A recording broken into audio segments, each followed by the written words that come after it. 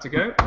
Hello everybody, welcome. My name is James Dearsley from the Digital Marketing Bureau, and we're just about a minute behind time today, but I must apologise for that immediately. And first and foremost, I have to apologise weekly for my good friend Lee Rickler. You got that applause app on again. I promise you it's not for the applause, it's only for the content that we're sharing. So for Lee and everybody else out there, in this midweek marketing mix, we always use the Showcase app. What that means is that we're able to put in extra content, so we have only a short time to cover lots of different bits of news and bits and pieces and advice on the social media world. So what we always like to do is give you more information. So if you're watching this live in Google+, please do see that we're in the Showcase. If you want to comment on the event stream and ask questions to the panel that we've got, do please just go above my head. There's a little square with an arrow in it, and it'll take the video out of the Showcase, and you'll be able to comment in the event stream. If you're watching this recorded or anywhere else for that matter, and you want to see the links that we maybe are referencing, just click the Be Part of the Conversation button, which I think is basically here. Click that and you'll see all the links that we're talking about. So that's why we use the Showcase app.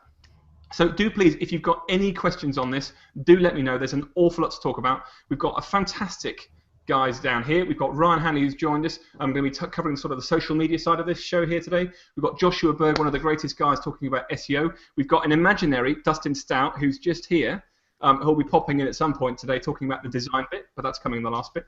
And at the end, I'm going to ask you a little quiz about what you think is in my box, which is my little exciting bit, which got delivered to me today, and that's the quiz for today. Coming at the end, which is going to be my take on a little bit of the futuristic side of marketing and where we're all going with it all. So look, just to sort of bring it in, Carmen, obviously you're always here. I love that, so I'm so excited for this show. Somehow I am not surprised. Good stuff. Jennifer still, sadly, I can't get her in to watch the live show. She's going to watch the replay. But there we go. We've got some good stuff.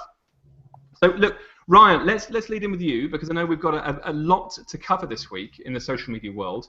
And I think one of the things you want to be talking about here is this new thing that Twitter brought out, right? That's where you want to lead off, I think? Yes. So Twitter came out with their first audio card. So for the very first time, Twitter used in the Twitter stream, you will see dynamic audio players, which means that you don't have to actually click out of the stream to listen to the audio recording. In this case, the only platform that has availability to the audio card just now while they're testing it is Soundcloud. Now, a lot of musicians use Soundcloud, and some podcasters. It does not have as much podcasting penetration as, say, like an iTunes or a Stitcher, but I've seen a lot of kind of unique uses of SoundCloud, and now SoundCloud is particularly unique in that they have dynamic integrations with Google+, Facebook, and now Twitter. And when I say dynamic, what I mean is inside of, and we're on Google+, so I'll say Google+ for now, Google+, you can listen to a sound, play all the way through, stop at any time. When you do, that sound then inside the screen where the sound is being played will pop up additional sounds. So it's almost like a related post resource comes up anytime you hit pause or you finish one sound, which can get people listening to your content more and more, get them more engaged right inside the platform that they use. I don't think that it's a new trend by any means to say that, especially when people are on mobile, they like to stay in the platform they're using. Leaving a platform to go someplace else is not always social media users' favorite thing, and Twitter is no different, right? You want to stay in your tweet stream. You want to respond to people. You want to interact. You could watch YouTube videos.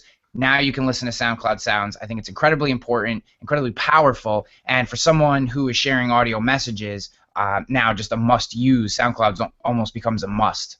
Absolutely, I couldn't agree more. I mean, just looking now, I'm just going to screen share actually, because I've just got, in fact, I've just changed on the Showcase app. I've actually brought in 2 articles for you to go and find a little bit more information about this, because I think it's a pretty awesome little move they're doing. Twitter really seem to be ramping up this interactivity within stream at the moment. Just a couple of weeks ago, we had Cara Wood talking about being able to make purchases directly through Twitter, which we thought would revolutionize the very nature of this platform. You're now looking at being able to get music directly in the stream.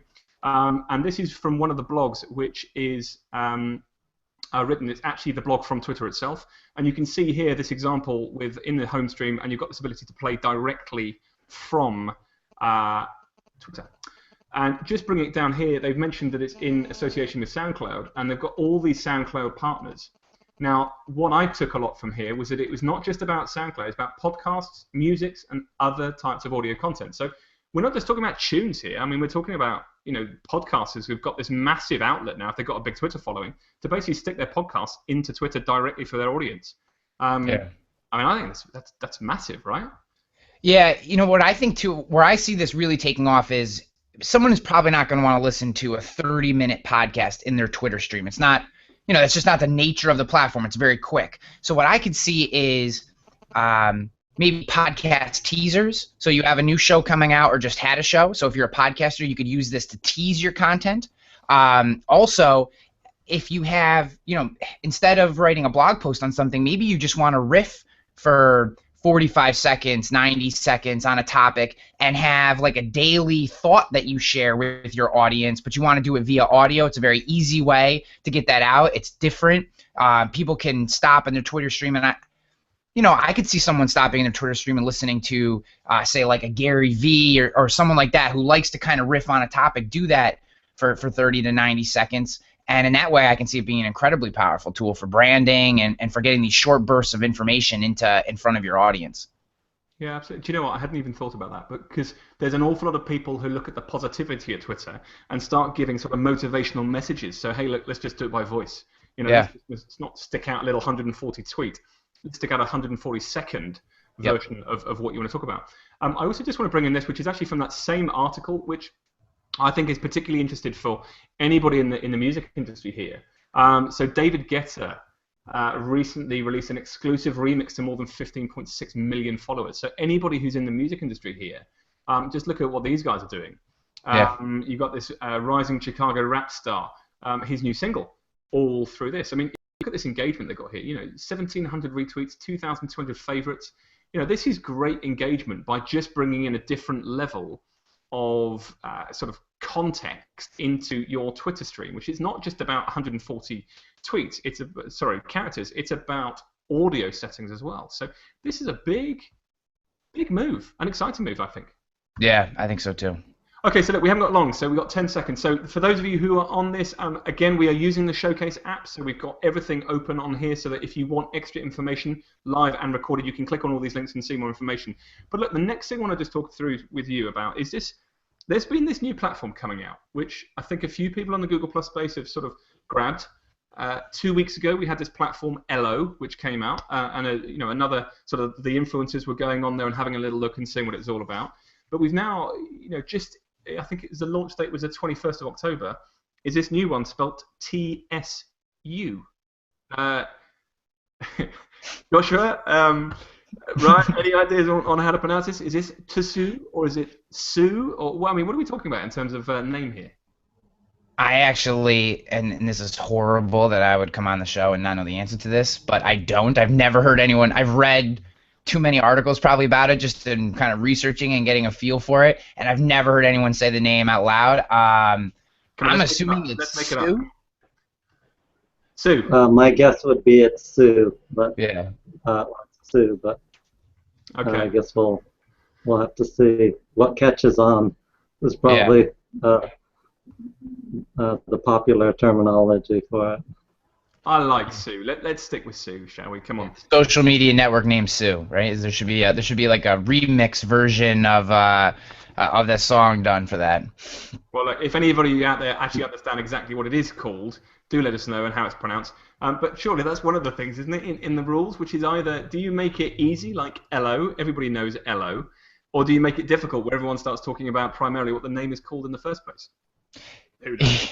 Well, I think it ultimately depends on whether it's valuable or not, right? I think that's the thing. The reason, less people are talking about Ello today, and that we're even talking about Sue, is that, and I feel kind of the same way about Sue. And Josh, I'm going to be interested to get your opinion on this too. But for those that aren't aware of the new social platform, came out not too long ago.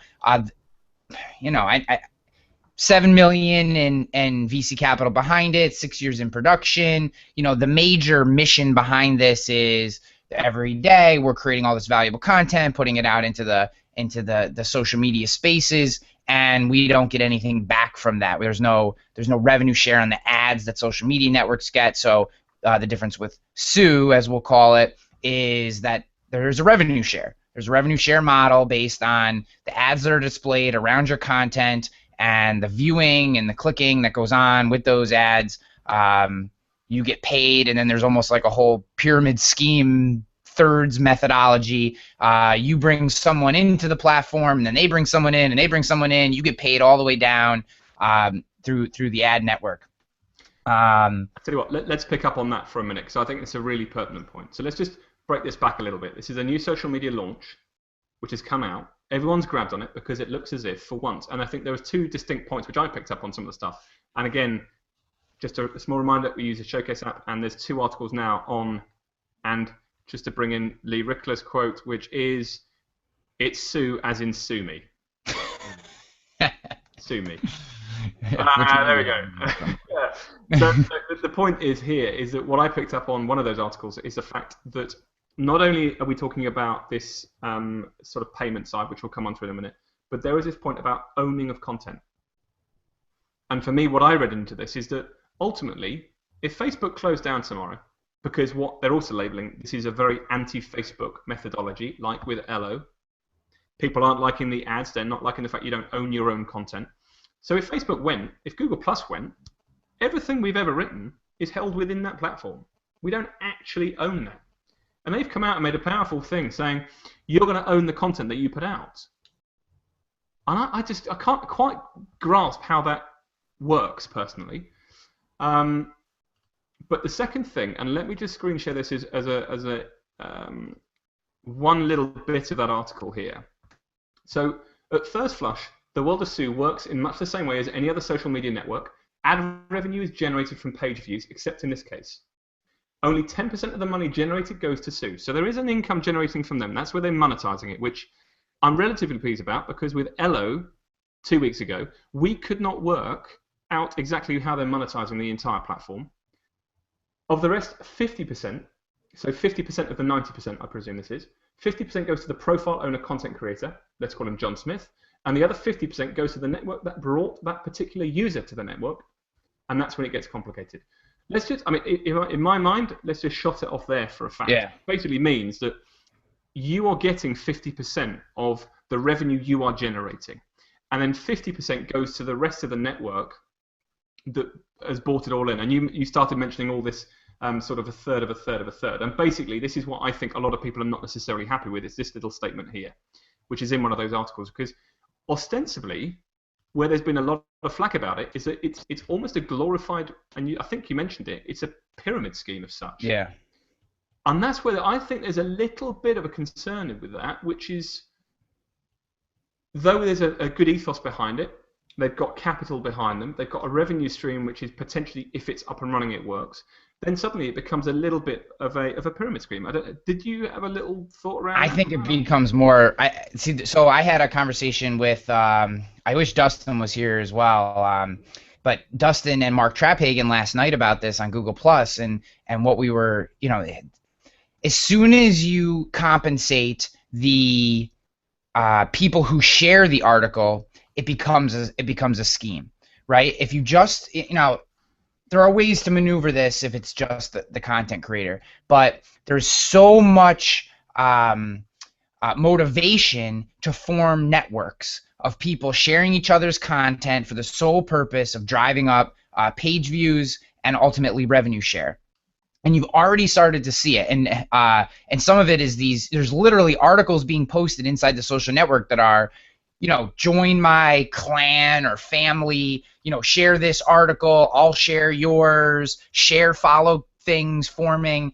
And, Mark referred to these as the amateur version of what will ultimately happen, which is, if you're smart, you, Joshua, Dustin, the 4 of us say every day each one of us will post 10 articles, and each one of us will reshare all 10 of those articles. We won't tell anybody about it. They'll look legit for all intents and purposes, except we know that we're going in and sharing each other's stuff every single day, and then we'll grow that group. And when that group gets to a certain size, now we have an incredible amount of sharing, incredible amount of false page views being generated for the sole purpose of driving revenue.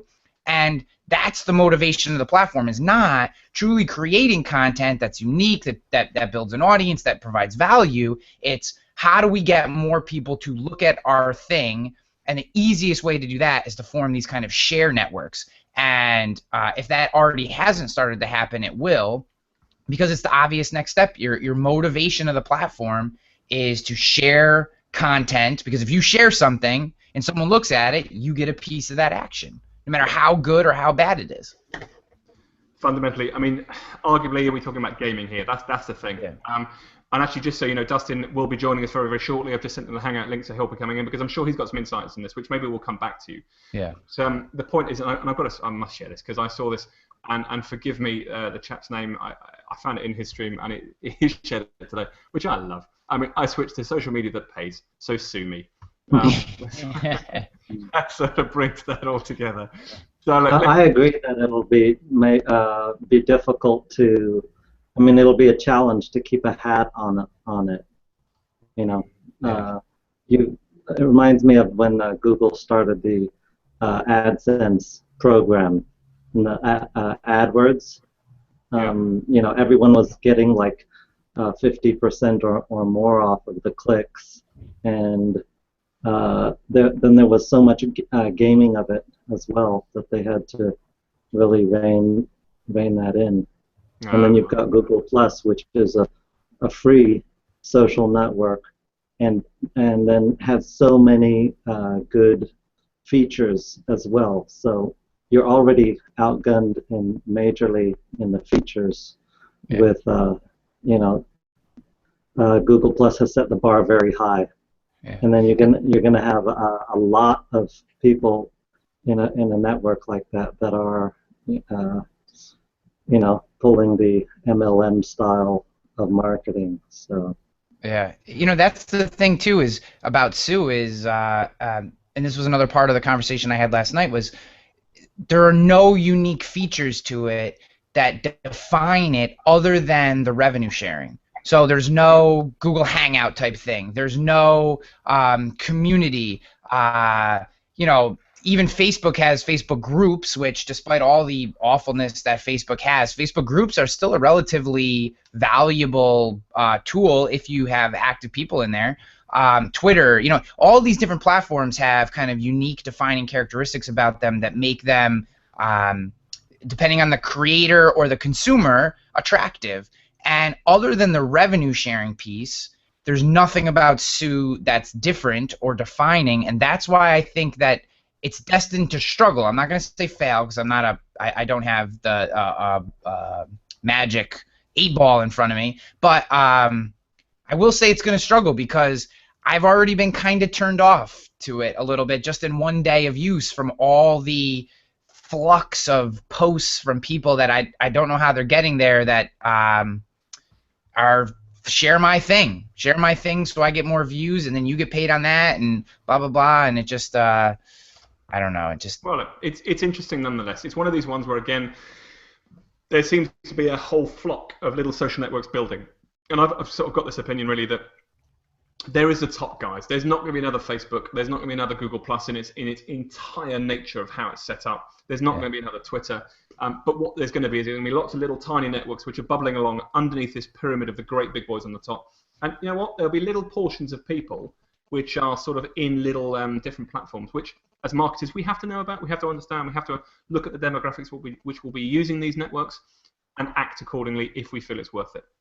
So look, just to sort of finish on that point, I've put those in the Showcase app.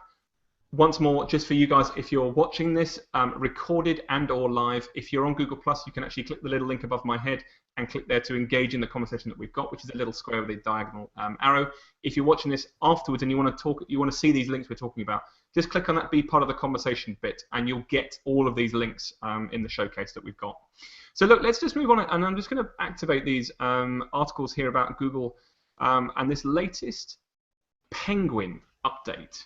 And I want to bring in here Joshua, because I know you're the doyen of this whole SEO world. Well, not only that, but you've also got the coolest profile picture that I think the world has ever seen with your sunglasses, which I get very jealous about. But let's just talk about this. So Google have brought out this latest Penguin update. So would you mind just explaining to us a little bit about what this means, what it's all about, the history of it all, so that perhaps even the people who aren't au fait with the SEO world will understand it a little bit. Okay, yeah. Yeah, so this is Google Penguin 3 that was released, started rolling out on the 17th.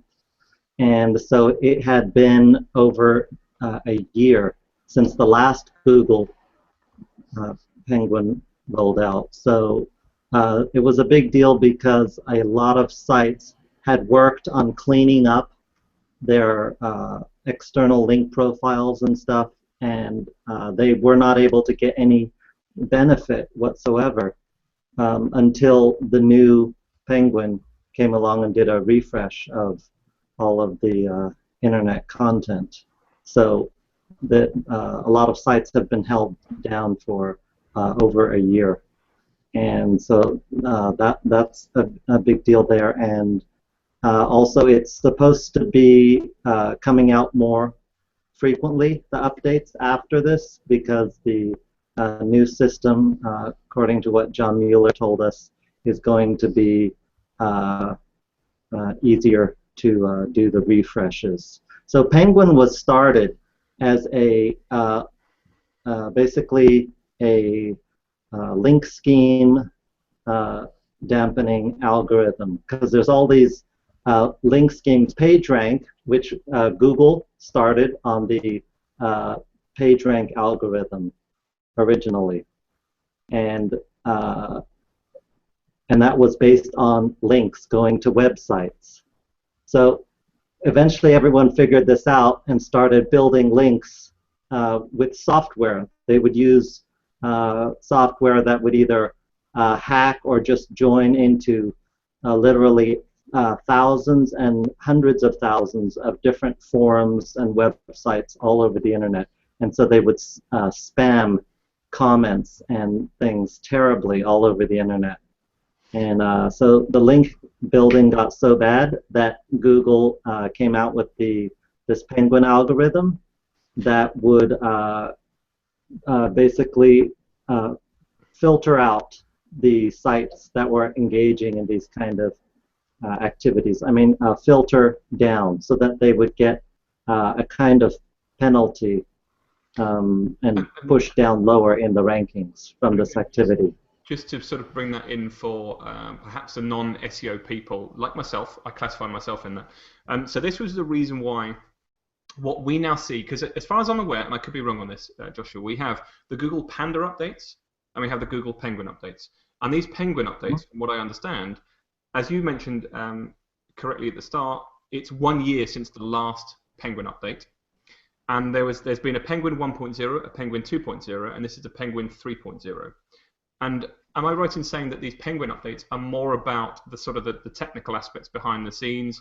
We've heard this term black hat techniques behind within the Google sort of SEO work.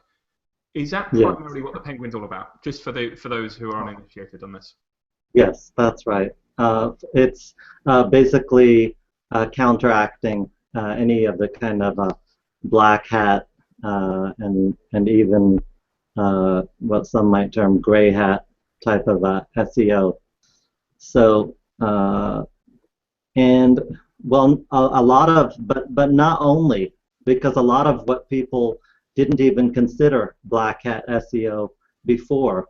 Google didn't used to have link scheme guidelines like this, so it was something that developed as a necessity over time with the internet becoming so clogged up. So first they came out with Panda, and Panda is a quality control algorithm geared more towards the websites themselves, the on-site content, and then Penguin is geared more towards the external content of websites. Okay, so that's a really useful distinction for those of us who are perhaps not au fait. And so, okay, so let's look at this in terms of So you've had the 1.0, 2.0. So what is different about the 3.0 which people need to understand? I mean, because from what I'm understanding is there's not a massive amount of difference compared to 2.0. Or maybe you can just correct me totally on that.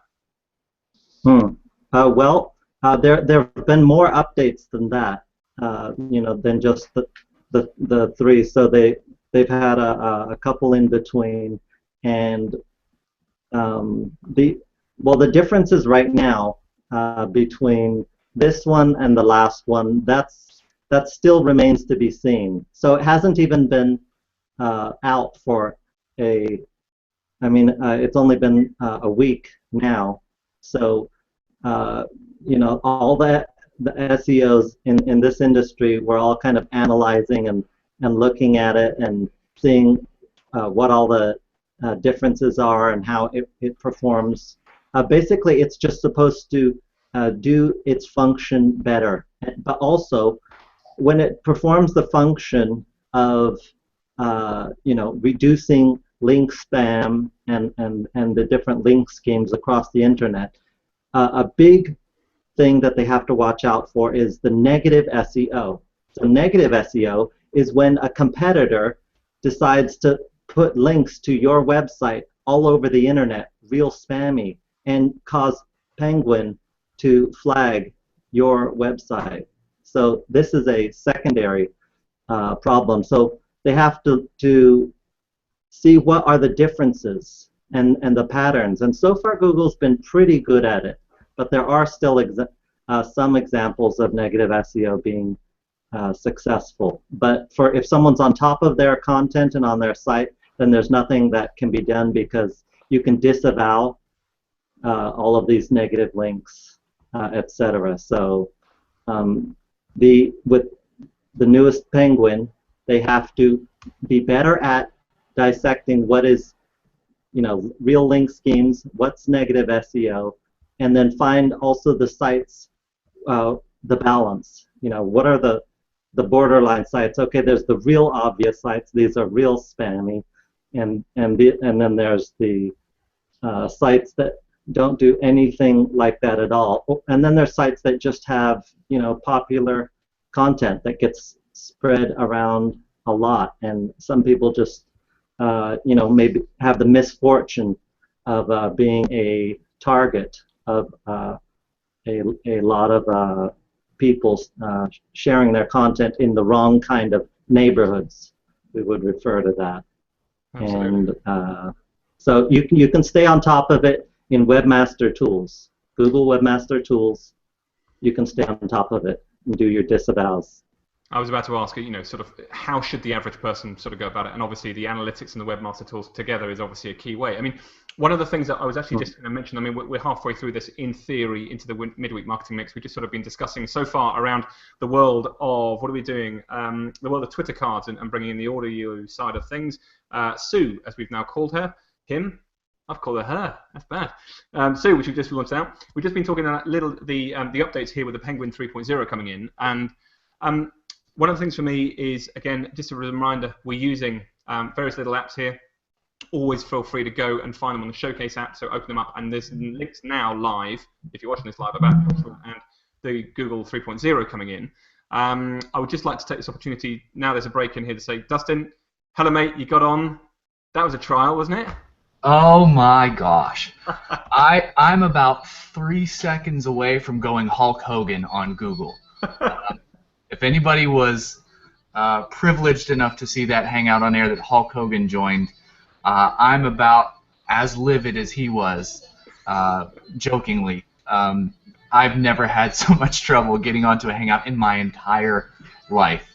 So what I'm going to do after this is over is I'm going to get in my car, I'm going to drive up to Mountain View, I'm going to find the offices of the people working on Hangouts, find the lead developer, and tell him why he hates, ask him why he hates me, and tell him all these issues I've been having for months.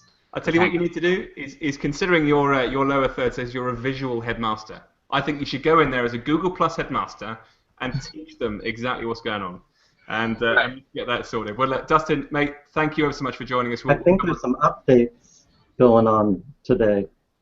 Oh no, Josh, this has been happening for the last 6 months to me. Never at this. They're targeting you particularly. That's what it must be. Yeah, and here's the fun part. So my Hangouts won't load in normal day-to-day, just using Google+. They might load after an hour, after 15 minutes, after a day. But when I log on to another computer, same personal Google account, same issues. I log into another laptop, same issues. I log on to it through another city and another Wi-Fi, another internet, same issues. But the minute I log into somebody else's Google account, say my wife's or this one that I'm using right now, my Google Apps account, loads up just fine. Yeah, they just don't like you. Somebody at Google hates me. And they have poltergeist my personal Google Plus account. Oh, well, let's go on it. We'll get you in a better mood as we go on. Don't worry about that. We'll be fine. But look, we're going to finish on Joshua's side here because I've got a question really, which has come up with one of the posts which is in the showcase app here, and I want to put this to you because there's a lot of people out there in the SEO world who are trying to do things correctly, who are trying to do everything right. They understand that content is king, context is kingdom, all that sort of stuff. And one thing that keeps cropping up for me in the questions about SEO, doing it the right way, is the issue of guest posting. Guest blogging. And one of the things that I've read is that Penguin 3.0 still does not answer this question about whether guest blogging is a good thing or a bad thing, and the links which kick back to your site are a good thing or a bad thing. Is there anything that you can help us with on this, Joshua, in terms of an answer as to what we should be doing? Okay, so Google has kind of fallen back on to the fact of quality and intent to answer that. So guest blogging did get quite out of hand, and Matt Cutts said some things very strongly about it. Like this is the end of guest blogging. However, is that because people were guest blogging wrong, which was they were filling their guest blogs with lots of links to kick back? Is that what it was all about, or something different? Yeah. Basically, the guest blogging was just another kind of link scheme. So people were making guest blogs in large quantities, low quality content, all over the place, spreading links everywhere.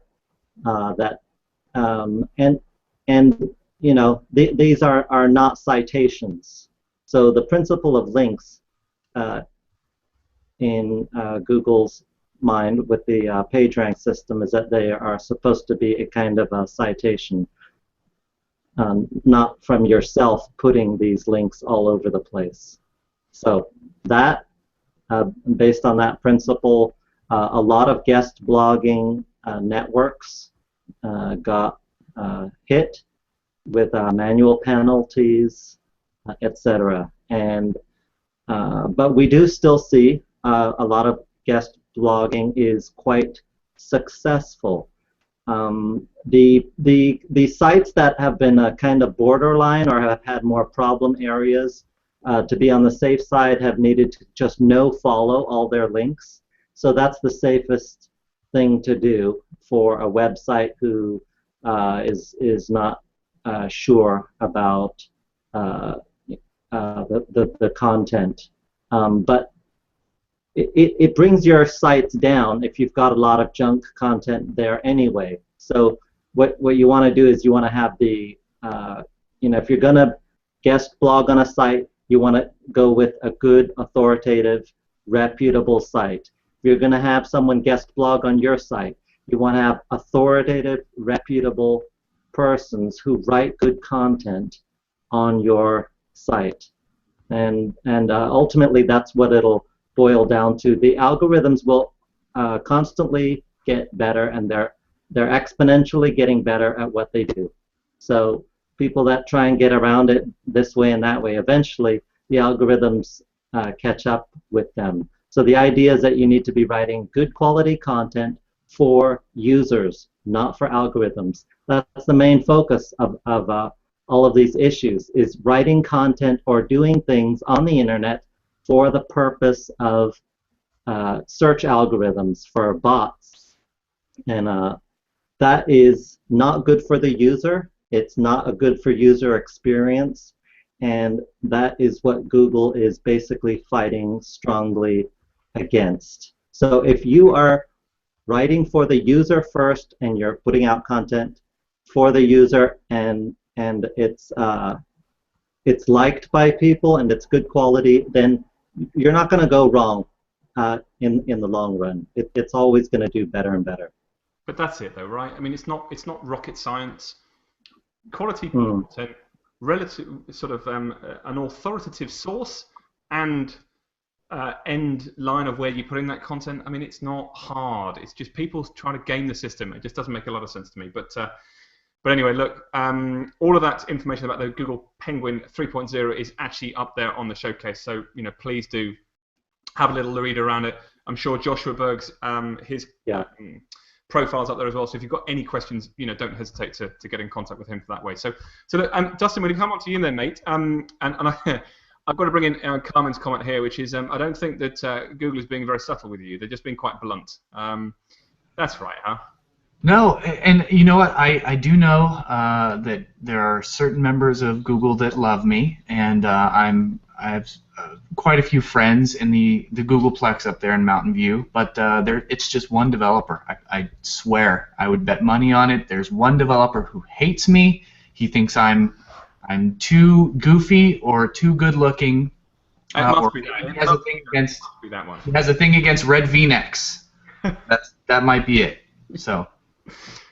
Absolutely. Well, look, I mean, the sad thing about this is obviously with your problems and issues trying to get in, it's been difficult to sort of get some semblance of where we can discuss and what we can do with this. But I mean, with this Midweek Marketing Week, for those of you who perhaps aren't watching it before, we try and break this all down into sort of 10, 15-minute segments and talk about various aspects which are new and exciting and different. Dustin, you're sort of coming from the design aspects here in the social media world, and you look at the importance of how design is. I mean, every single hangout that I ever see you in, you are branded perfectly. From your lower third to your V-neck, you've got your brand. Mm-hmm. So come on, tell me. I know you did something recently with Mark Stone Temple Consulting in a real life hurl and everything. So come on, give us an update. Where are we with the design world and social media? What's going on? Well, I think I talked about this on a few hangouts already, and I think it's something that everybody needs to learn and understand. It's that the digital marketing world, the digital world in general, is becoming closer and closer to the real world, if you want to call it that, or the brick and mortar world, the traditional world of marketing and sales and advertising. The online world is evolving into to become more and more like that world. And the one example I always go to, because there has never been a more perfect example, I could not possibly come up with a better one, was from a Google lead designer. And she wrote an article on Medium talking about how the evolution of cars, if you look way back when the Model T was invented and Henry Ford just started this brand new industry called the automotive industry, all the cars looked the same. People were not so concerned about what they looked like because they were just trying to figure out how it worked. And just the fact that they were able to make something work, this vehicle, this new thing, that's all that mattered, just figuring it out. And the function was, really got the brunt of the emphasis. But over time, more and more automakers came out, more and more automobiles were on the road, and all of a sudden, the function was they had it pretty down. It was pretty common, and so the only way to differentiate, to make it exciting and new, was to now bring in the form factor, and the aesthetic then became an enhancement or a differentiating factor to the actual the make or the brand or the the model of the car. So it became very significant. So just like that, the online world, for the longest time, people have just been trying to figure out, how do I make this work? How do I get a website and put words on it? And the internet went through some dark ages with bright neon colors and textures, and Flashing and radioactive animated GIFs and so forth. But we're getting to a point to where it's so easy. The function of a website, of putting something together and putting it online, is so dead simple. I can literally do it in 5 minutes. I can have a brand new domain. I can have a brand new website powered by WordPress up and running, a new hosting provider. I can have all that together and have it look beautiful in less than 5 minutes. And I can train a monkey to do it. So really, it's the differentiating factor has to come from the visual cues. And you notice how visuals, images, big, beautiful, high-quality images are becoming more and more important. Typography on a website is becoming more and more important. What does this remind you of? The magazine industry. Magazines have known this for years. Human beings are visual creatures. We take a look at the world around us. We interpret it with our eyes and with our ears and with our nose, all of our senses. The most powerful of communication-wise is our eyes. Our eyes actually process images 60,000 times faster than we process text. So when a magazine puts together its cover, that's the face of its content. They spend so much money making sure that that cover is rock solid, with a solid image, with beautiful typography. A designer spends hours on this to make sure that that cover photo is pristine and invites the reader to engage with it both intellectually and emotionally. It needs to grab them and pull them in. This is the same mentality that I approach every single blog post with. That's why every single blog post that I create has a big, beautiful image. Because we're beginning to go into this exciting new age where the internet has lovingly evolved into the strength of the designer. Making you're not too happy about that in any way. I'm infuriated. I wish it would just go back to ugly animated GIFs and. Absolutely. I'll tell you what, I just may pick up on a point on there, because I think you're absolutely right. One of the joys of the internet is when you mentioned the Ford stuff there and what they did with business, and we went through this revolution of how Ford constructed their business, and basically they overtook the automobile industry, and they sort of talked about that being a revolution in its own right in the way that they did their business, and it set Ford aside and it got them rolling for the next, I can't even remember when the Ford T was around. What was that, early 1900s, wasn't it, from memory? Yeah, very early 1900s. So that was pretty cool, but what I find about this whole, they went through this industrial revolution side where it was only the people with the big bucks which came in, and they could basically internalize everything. If my memory is correct with the Ford, with the T, what they did is that everything was sourced in-house. Down to the leather on the seat was done by the cows in the field outside the factory. So it was absolutely all internalized. Then what they did, and we're talking automobile here, you then got the likes of Toyota, who went through the next phase of doing everything. Which was, rather than having everything in-house, they realized the value in everything being outsourced and everything coming in. So keeping that a little bit sort of the chain running through, which was what the internet has done for all of these industries, is you could have a great big giant multinational appearing online with their brand, but actually there's this democratization, if that's even such a word, that even the little players with a very decent brand can compete in terms of what they look like and how they're perceived online, right, in terms of branding. So suddenly, it's not about the money and the factories and the cows you've got in your field next door that has this perception of size. It comes down to how well you are branding your image related to your consumer that you are trying to target. If you're affiliating well with them, if they're appealing to your brand because you've thought about it an awful lot, you will absolutely leave the competition behind if they haven't thought it through. Because there is this democratization of big brands and little brands in the online space appearing absolutely neutral, but the visual brand is the key to it all. I wouldn't say it's the key. Even as a designer, I would say it's a definite contributing factor. Because you have plenty of websites out there, plenty of bloggers who, God bless them, they have amazing content, but their website is visually makes me want to vomit. But that's okay, because they've done the hard work of creating value for their audience. And you know, there's tons of websites out there making plenty of money, and you know, they look like they were designed in 1985, and that's okay. But in today's day and age, if you want to stand out, I liken it to walking into a marketplace. Or if you've ever walked into a, I was just recently at PubCon with some friends of mine, with Mark Trappigan and all my buddies from Wheel Media, Wade and Andrew. And if you walk into the vendor area, that's what it's called. I'm not finding my words. I haven't had my coffee this morning. So you walk in and there's all these booths, and you can immediately tell which of the booths you really want to go check out.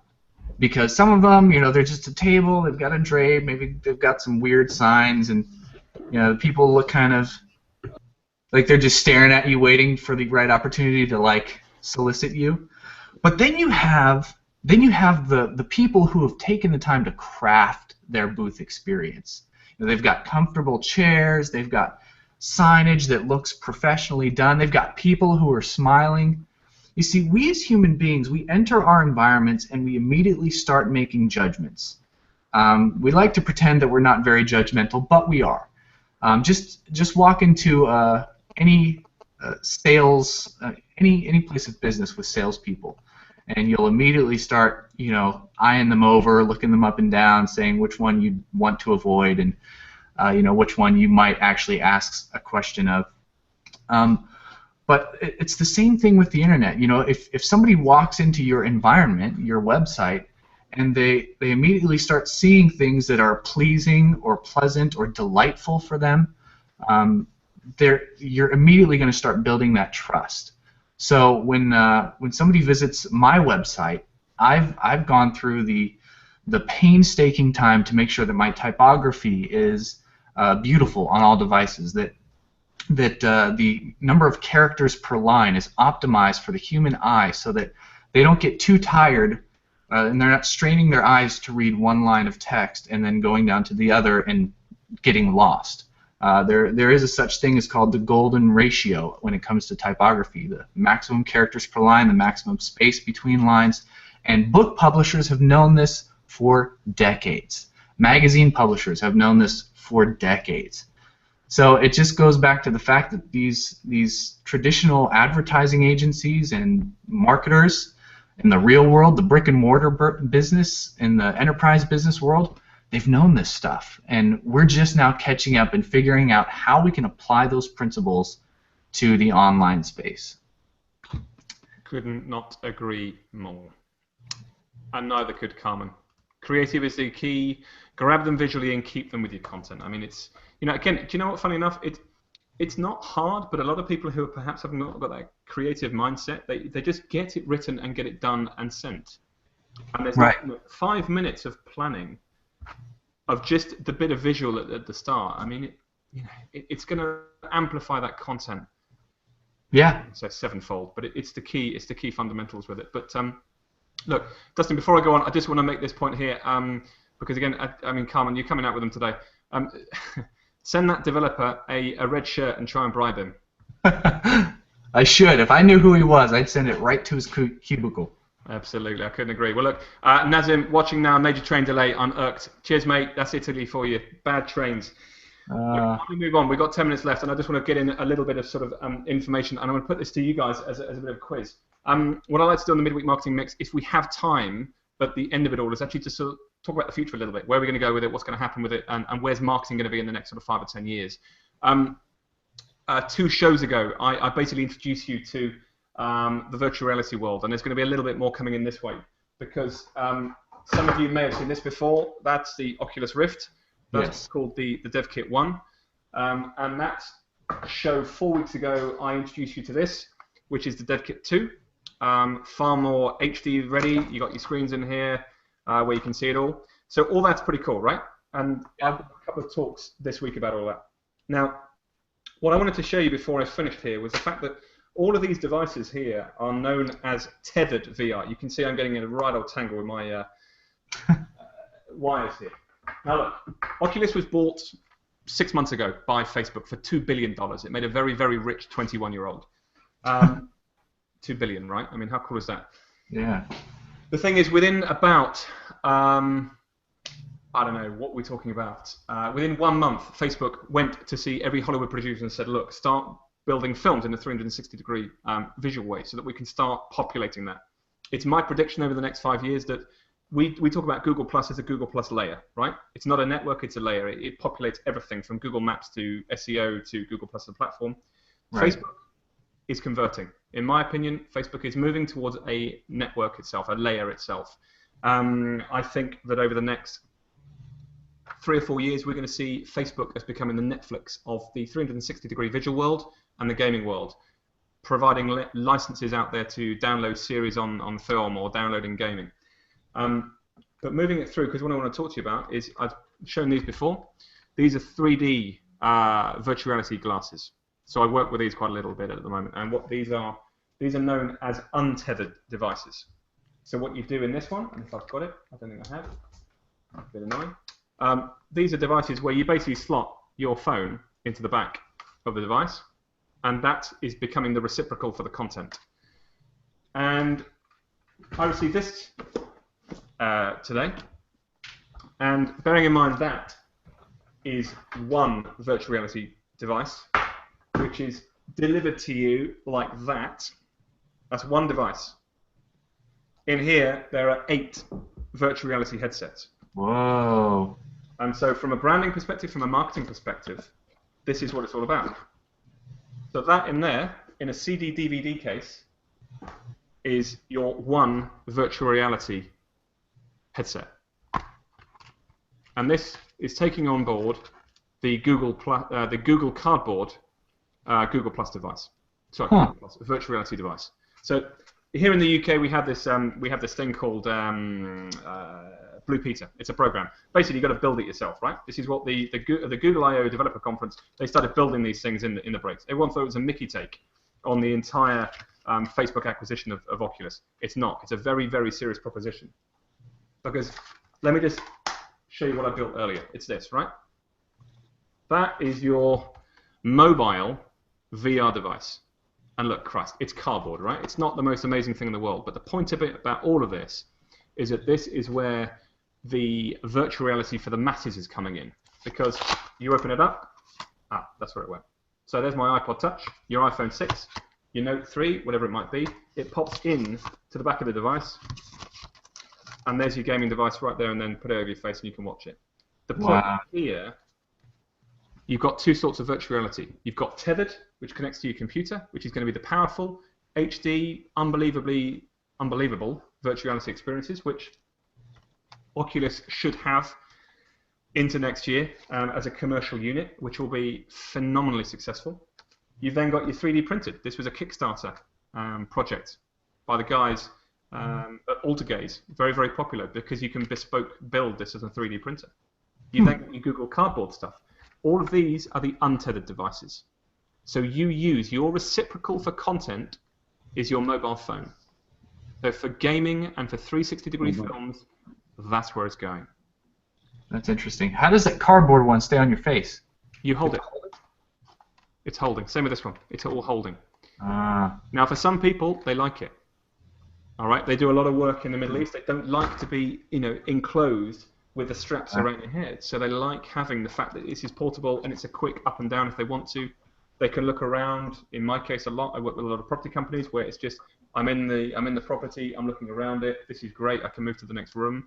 You can take it off. It's not particularly invasive, but you get this immersion feel.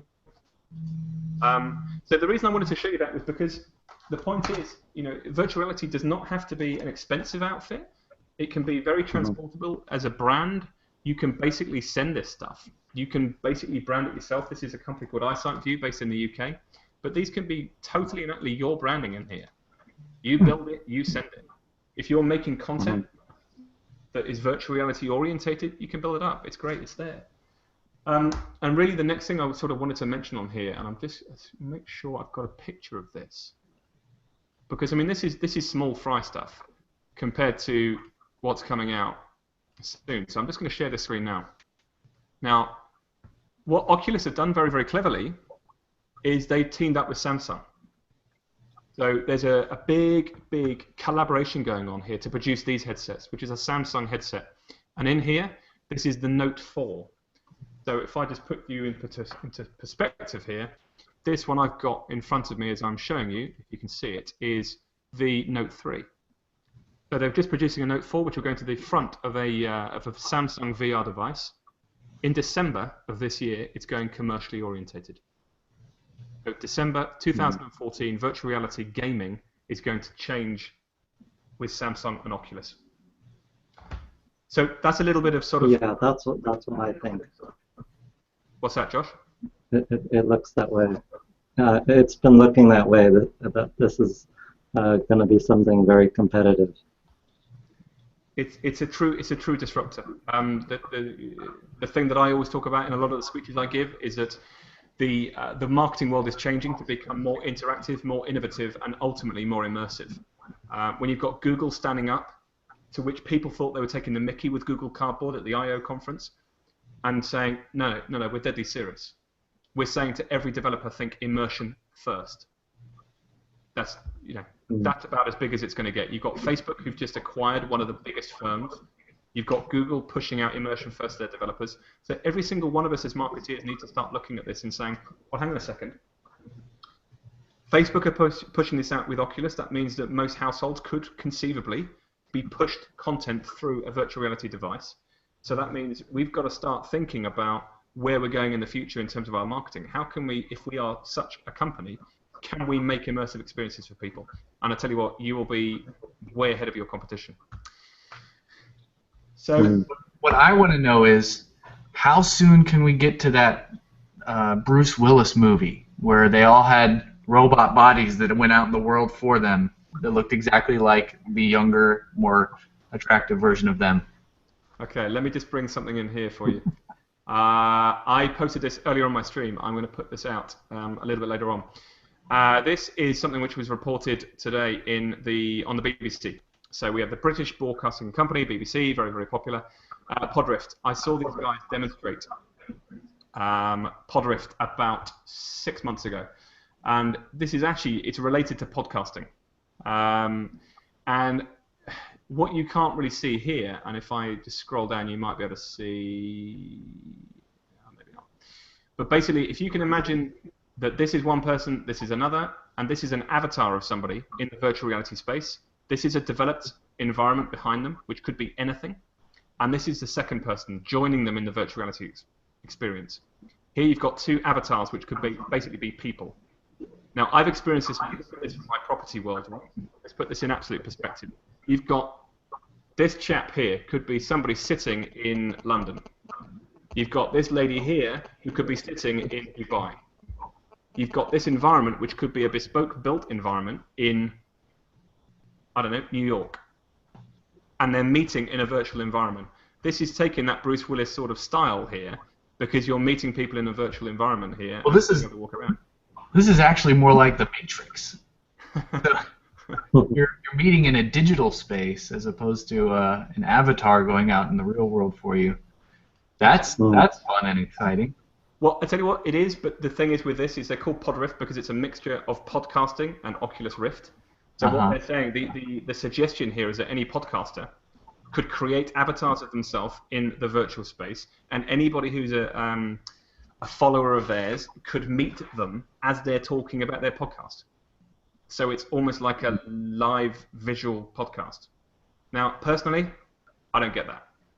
Right. So the next level is the digital surgeons, the digital plastic surgeons, game animators who have found a new career in making people more attractive in their digital selves.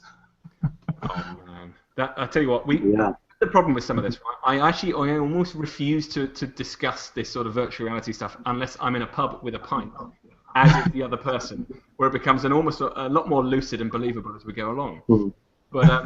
But look, the point here really on this little excerpt at the end is just start thinking about VR as becoming very, very accessible. within 2 months, it's going to be out there for the gamers to start getting involved. The property market is going mad for it. The car market, you've already got Ford, who've got virtual reality design studios. You've got Lexus, who've just managed a massive campaign around virtual reality. So us as marketeers need to be aware of what's happening 2 or 3 years down the line. You've got these guys with this Podrift stuff, which I've just shown you, where it means that the property market could be having virtual viewings across the entire world, showing properties that don't even exist yet, and yet the estate agent can be showing you around this property. Bonkers stuff. Be aware of it. It's changing around. So there you go. That's my end diatribe about Google Cardboard stuff. You can send it in the post. Good stuff. Okay, so look, I'm going to sort of finish that off there, unless you guys have got anything else to sort of say. Is there, Dustin, have you got anything cool happening this week in terms of what people should be looking out for and what you're doing? I've got a number of blog posts that I'm working on, but I can't say too much yet. No, just if you're not subscribed to the Insiders list, go to dustin.tv and do that, because I've got some goodies going out to my Insiders list. Fantastic. Well, that is on the Showcase app. As you know, this is a Showcase app. If you want to see what we're talking about, it is there, so click on it. Dustin.tv is on there as a link, so you can actually just click through and see his blog and sign up for it. Joshua, what's going on? You got anything exciting happening this week? Looking at Penguin and how it's affecting sites. So if anyone's got a site that they suspect might have been hit strongly in the last week by the new Penguin algorithm, you're welcome to drop me a message and let me know, or ask me to take a look at it. And I've got this comprehensive SEO audit that I'm doing too. So that's a possibility to be considered. And it's not difficult to identify these kind of problems. Maybe you haven't done anything, any link schemes, but someone's done negative SEO towards your website, a competitor. So those are all things that I can take a look at. Fantastic. So basically, if any of you want to get in touch with this, Joshua's link is in the Showcase again, so you can just sort of get in contact that way. I'm sorry to hear, Kath, that your cats have been very ill. I hope they're much better, and I hope you enjoy starting this. Much less smelly than my car. That's a bad sign. Nazim, just to answer your question here, less bulky than the Oculus Rift, where does the Google Glass stand in this battle? To me, Google Glass will never be a commercial unit, personally. Having used it and quite enjoy using it, I think Google Glass, it's an evolution, not a revolution. You're talking about, there's some really cool companies out there. There's one called iOptic, I think, out of Israel, which is taking some of the really cool aspects of Google Glass and sticking it into contact lenses, which will actually be on your eye. We're talking about a couple of years away in development for that, but let's be honest, imagine walking down your street and having contextual information flying into your vision directly that you want. So as marketeers, we've got to have a look at the relevancy of information that we're sharing. This whole world of iBeacon technology, NSC technology, providing contextual information that the people that want it at the right time, suddenly if that is appearing in their vision, it's getting very smart. But we have got to be careful about overloading of data. So this world of context is becoming even more important. Kath, does it come with sticky back plastic? No, actually, it comes with Velcro. Even more advanced than that, so that's pretty cool. And a bit of sellotape I've added in there. So there we are. Let's have a little look at this. Just to sort of finishing off. So Zara, thank you so much. Power-packed episode. Great stuff. I really appreciate that. That's what we want to hear. And yeah, Nazim, to put it in your way, Second Life at a real life level. Yeah, absolutely right. That's where we're going. It's not there yet. Don't get me wrong. This is the sort of stuff that, as part of this audience, I want you guys to be understanding of what's going on. It's absolutely growing. Funny enough, as Donald's saying here, that is also being done in Second Life. Absolutely right, Donald.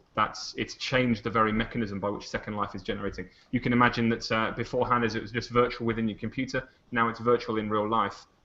It's changing an awful lot. Okay. Oh, look, there we are. I'm a Dustin W Stout Insider. Good stuff. Go sign up. Woo! And Nazim, no. I want a T-shirt. There you go. It should be a giveaway. It should be a giveaway. Look, one final news. I just want to spread this out because I actually received this mid-show. For those of you who like data analytics, this is absolutely worth looking. whatever you do, go and follow Lee Smallwood and Nodex. We've had them on the Data Show, which is happening next week. They've just released a special offer by the looks of things, and I can't do an awful lot, so I'm just going to screen share the email that I had popped into my inbox, which is there's a special offer going on. Full access to Nodex Pro with everything, Google+, YouTube, Twitter, Facebook, and analysis.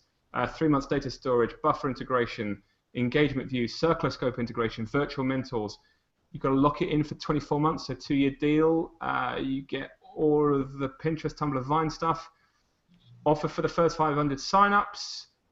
Normal cost, $18.96 plus VAT, saving of, so yeah. All right, you can see the numbers in there. So if any of you guys want to understand more about data analytics, I have used Nodex. I am starting to use it. Worth having a look at this deal. Christ, that's a saving of, all right, $2.5 grand US dollars, £1,500.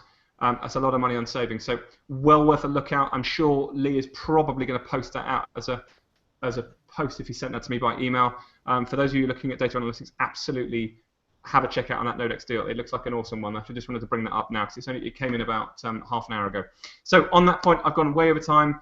Thank you guys for joining me. Dustin, I'm sorry you had all the problems coming in. Go and shoot the guy with a red t-shirt. I'm sure you won't be known. It happens. It happens. It happens. You're identifiable with your t-shirt. That's the problem. Joshua, always, mate, your information is fantastic, so thank you ever so much for your time. And Ryan, I know you dashed out. I know you went, so thanks for all your help, mate, and look forward to next time. Guys, thanks for watching, and we'll see you next week, Data Analytics Show.